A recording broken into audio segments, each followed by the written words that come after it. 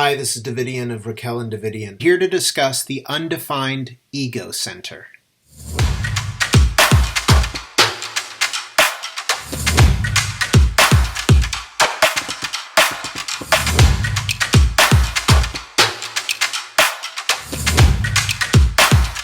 The Ego Center is the little triangle below the diamond in your chart, and if it's white, that means it's undefined. This center is responsible for willpower, commitment, self-worth, and the material world. 65% of the population has it undefined. So that means that the majority of us lack willpower. We simply do not have the energy for such competitive pursuits or ego-related self-improvement projects. As a result, we regularly struggle with our sense of self-worth, wondering such things as, why can't I quit smoking? Why can't I make it to the gym? Why can't I live in a house like that? Why can't I drive a car like that? Why can't I get it together like them? This is the biggest conditioner in your chart if you have it undefined or open. It's so powerful. I want to mention one more thing first about undefined centers in general.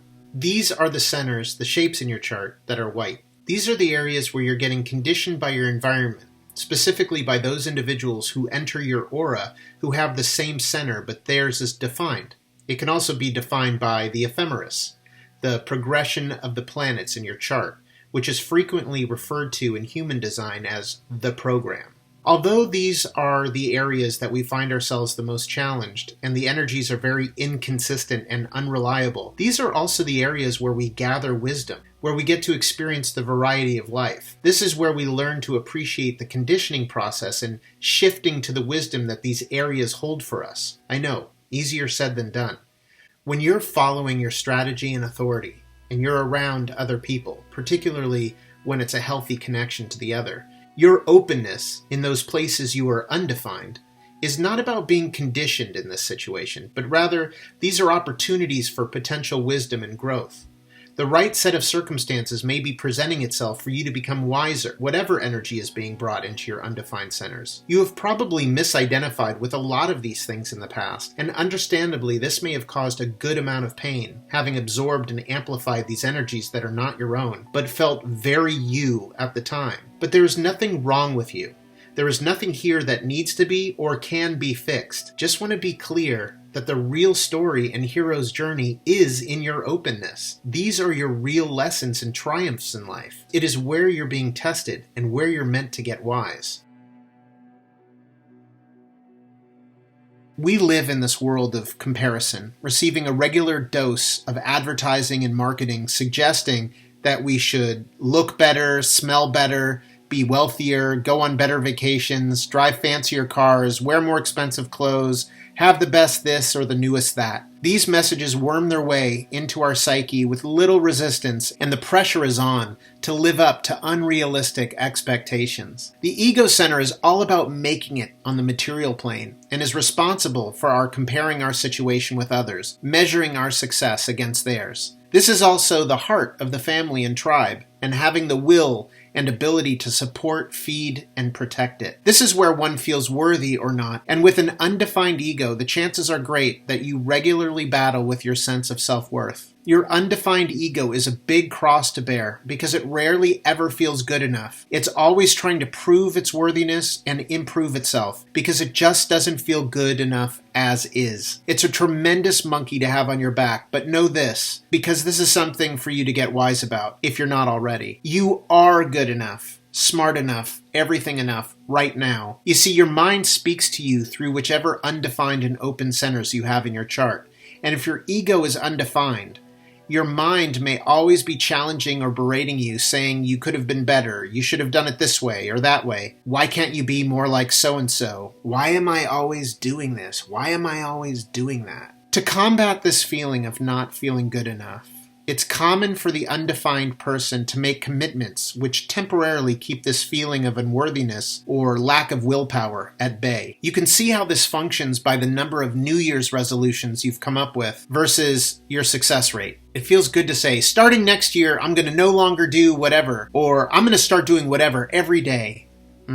Well, that becomes a pretty tall order, Because that's another thing. Having an undefined or open ego means that you lack willpower, which exacerbates your not feeling worthy, unable to honor all the commitments you make, results in your letting yourself and others down, which just adds to this vicious circle of not feeling good enough. For instance, perhaps you have a habit of always making plans and then canceling them last minute. Making plans may temporarily make you feel like you can be counted on or relied on until the day comes when you have to do that whatever it is and cancel again because you don't feel good about yourself or have the energy to meet that commitment. The remedy for that is to not make any commitments that are not aligned with your strategy and authority. Doing otherwise, in addition to contributing to your lack of self-worth, places a burden on your actual physical heart. If someone asks you to make a commitment, your answer should be that you will do your best. And of course, before you even get that far, check in with your authority to make sure that it's even correct for you to begin with. It's really easy for those with a defined ego center to pump you up and say things like,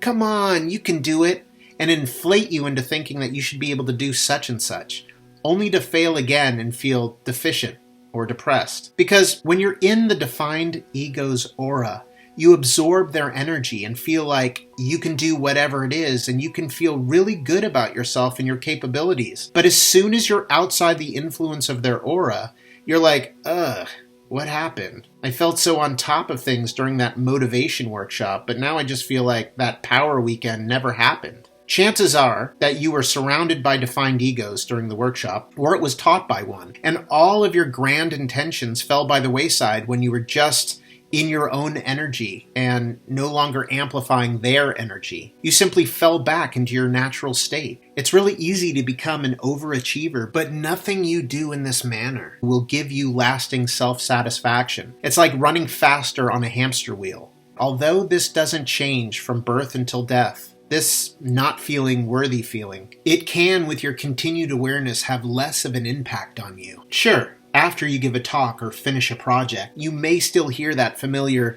"You did a bad job, you could have done better," but it will have less of a bite. You learn not to give power to that voice or subscribe to its bullshit. You can simply listen to what it has to say and then smile, knowing that your mind is just doing that annoying thing that it does, and pay as much attention to it as you would a loud neighbor or a loud motorcycle driving past your house, and tune it out. You're amazing. You are most certainly worthy and deserve to be happy. You were simply saddled with a jerk for a mind. Just know that you will be directed to the right commitments via your inner authority and not by your need to prove your value. Following this tactic is your protection from damaging your heart and avoiding incorrect commitments. So, when the energy of the undefined ego is expressed in a healthy manner, it operates like this. Without getting involved in the need to prove yourself, you can sit back and enjoy the show, free of the need to defend your existence. You trust your life to bring you what you need. You're able to work without making promises and relax and no longer needing to defend your value or prove that you're worthy. You have a healthy sense of what you bring to the table and have gotten good at largely ignoring that voice in your head telling you that you are less than. When the energy of the undefined ego is expressed in an unhealthy manner, this person never feels like they're good enough, always pushing themselves and putting stress on their heart. They're under constant pressure to prove their value and make promises that aren't correct for them, because these commitments temporarily push away the potential moment of feeling unworthy. And if your ego center is totally open, this means that you have no gates activated in the ego center, no black or red lines that are connected to any of the numbers inside the ego center. If that is the case, then you may go from an inflated sense of self-worth to having no self-worth at all, and may have difficulty gauging this energy or finding an equilibrium here. The question that the undefined ego or open ego must repeatedly ask is, am I still trying to improve myself or prove my value to others, convincing them that I'm worthy, smart, sexy, etc.? I hope, if anything, listening to this helps you to recognize that you're not alone in feeling like this, and the majority of the population is fighting a similar battle. I hope you're able to keep this awareness alive and present so that you no longer believe your negative self-talk. I know firsthand what it's like to live with this particular monkey. Don't let it drive you bananas. Looking at this one center is just one partial snapshot of a larger picture that is you. It would have been great to know about this system when I was a kid. I can imagine it would have been a much smoother ride, but better late than never, right? Thank you, and good luck with your experiment.